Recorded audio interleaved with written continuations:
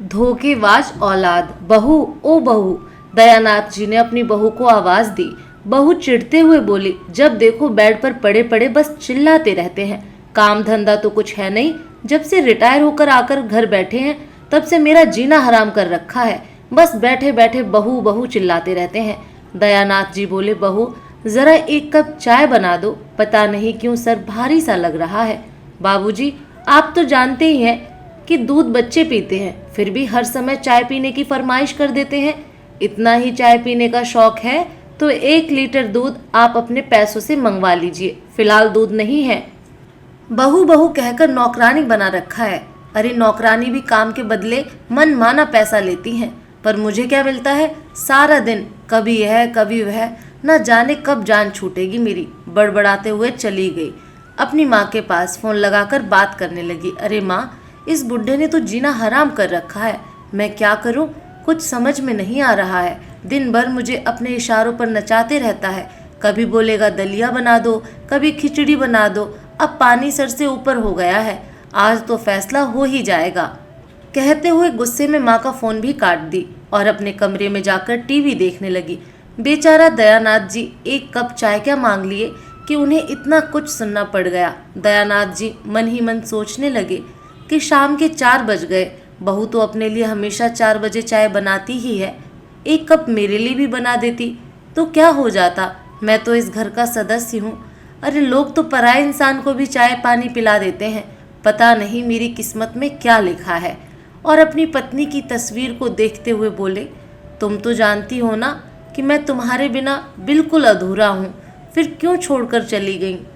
तुम्हारे बिना यह घर काटने को दौड़ता है, बिल्कुल जीने का मन नहीं करता। अब हमें अपने पास बुला लो। कहते कहते उनकी आंखों से आंसुओं की धारा बहने लगी। अपने आंसू पहुँचे और गांव के चौराहे पर एक चाय वाले की दुकान थी, जहां शाम के वक्त सभी लोग जाकर बैठते थे और अपने हम उम्र लोगों के साथ 4 बातें किया करते थे। उसी दुकान पर जाकर बैठ गए। रामू एक बहुत ही भला और समझदार व्यक्ति था। वह ज़्यादा पढ़ा लिखा तो नहीं था, पर बातें ज्ञानी बाबा जैसा करता था। यूं कहिए उसे दुनियादारी की समझ थी। दयानाथ को परेशान देखकर बोला, काका चाय बनाऊं, चाय पियेंगे? दयानाथ जी ने कुर्ते की जेब में हाथ डालकर देखा, जेब एकदम खाली थी। दयानाथ जी बोले, रामू बेटा आज नहीं, मेरा मन नहीं है। रामू बोला, काका तुम तो मेरे बाप जैसे हो, चिंता मत करो, मैं पैसों की बात नहीं कर रहा।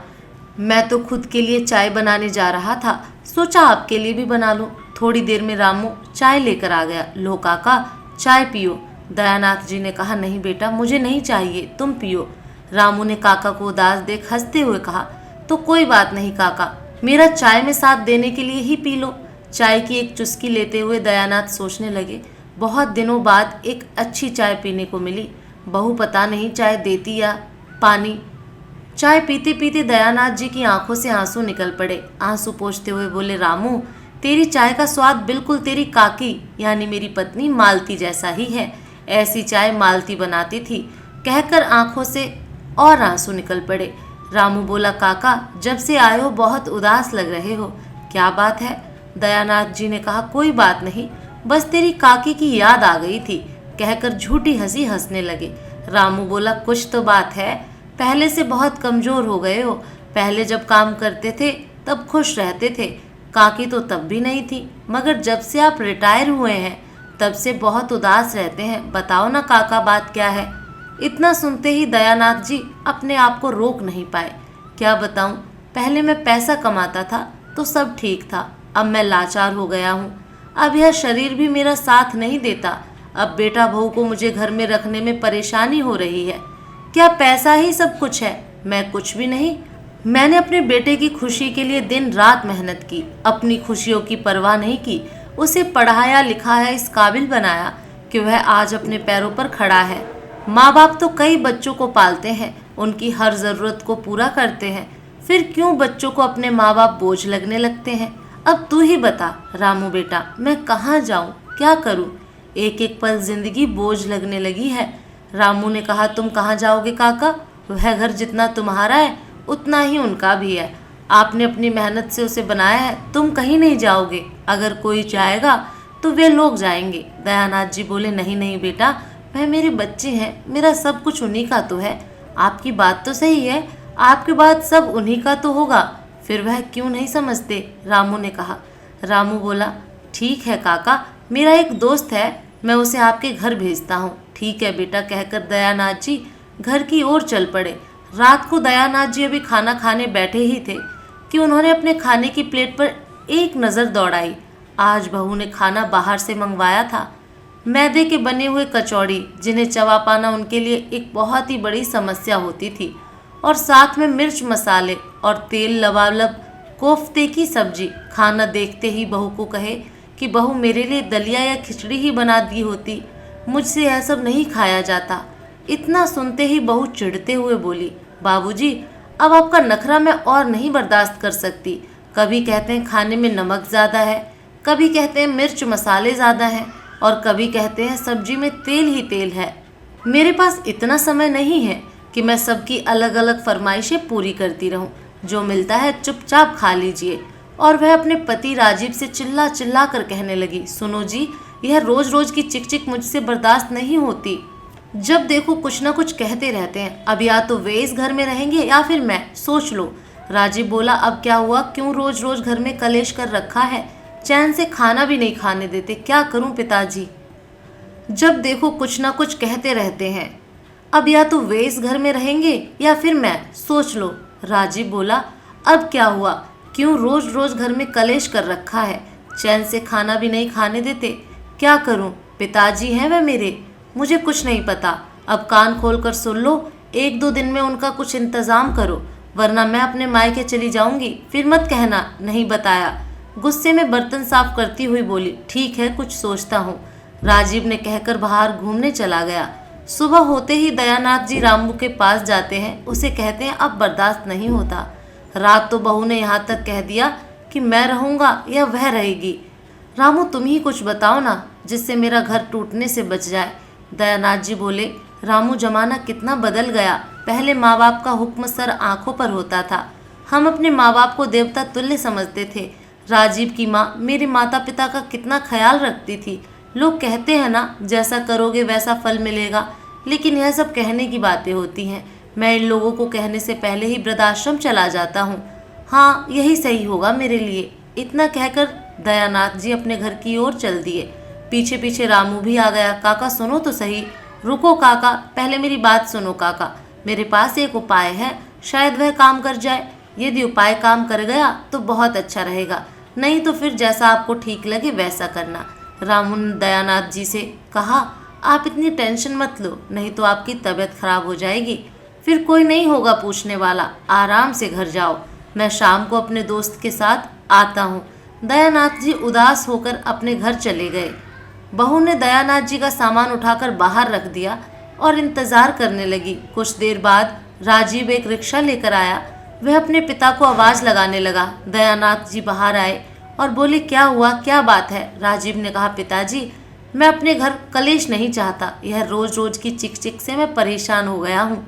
आपकी ज़िंदगी तो अब खत्म ही होने वाली है, अब अपनी बची कुछ ही ज़िंदगी कहीं भी काट लोगे, इसलिए आपको वृद्धाश्रम ले जा रहा हूँ, और मैं भी यह घर बेचकर दूसरे शहर चला जाऊँगा। अब आपके नखरे हमसे नहीं उठते।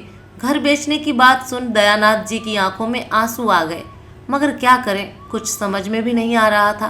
दयानाथ जी को मानो सांप सूंघ गया, कुछ कह नहीं सकते थे, बस चुपचाप खड़े होकर अपने घर को देखने लगे।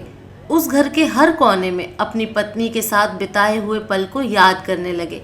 वे सोच रहे थे कि कितनी मेहनत से इस मकान को बनाया था और मालती इस खाली मकान को सपने का घर बनाई थी। तभी उनका हाथ पकड़कर राजीव उन्हें खींचते हुए रिक्शे में बैठने को मजबूर कर रहा था। दयानाथ जी अपना हाथ छुड़ाते हुए घर के अंदर गए और अपनी पत्नी की तस्वीर को लेकर बाहर आ गए। दयानाथ जी भी लड़खड़ाते हुए कदमों से चाहकर भी आगे नहीं बढ़ पा रहे थे, मगर आज उनका बेटा और बहू मानो उनसे छुटकारा पाना चाहते थे। तभी रामू अपने एक दोस्त के साथ वहां आ पहुंचा। रामू ने माहौल को परख लिया। वह समझ गया कि राजीव दयानाथ जी को जबरदस्ती कहीं ले जा रहा है।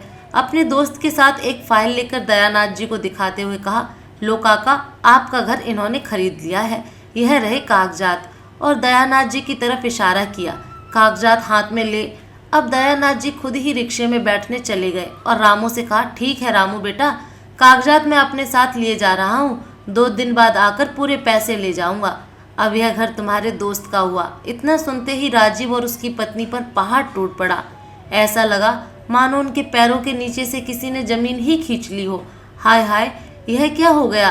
तुम्हारे बाबूजी ने घर ही बेच दिया, अब हम कहाँ जाएंगे? कहकर जोर जोर से चिल्लाने लगी। राजीव भी मनी मन सोच रहा था, जिस घर के लिए बाबूजी को वृद्धाश्रम छोड़ने जा रहा था, वही घर तो बाबूजी ने बेच दिया। अब क्या होगा बाबूजी? आपने बिना बताए ही मकान बेच दिया, हमें बताया भी नहीं। आप तो चले जाएंगे, हम कहाँ जाएंगे, सोचा है कभी? राजीव ने गुस्से में कहा। बाबूजी, यह आपने क्या किया? अब हम क्या करेंगे? कहकर रोने लगा। राजीव की बात सुन रामू बोला, और तुम तो खुद ही उन्हें वृद्धाश्रम छोड़ने जा रहे थे, अब क्यों रो रहे हो? आप ही लोग उनसे छुटकारा पाना चाहते थे, अब वह जा रहे हैं तो खुशी खुशी रहो, खूब बनाओ खूब खाओ, बाहर घूमने जाओ, कोई रोक टोक करने वाला ही नहीं होगा। ठीक है, मैं जा रहा हूँ, 2 दिन में घर खाली चाहिए हमें।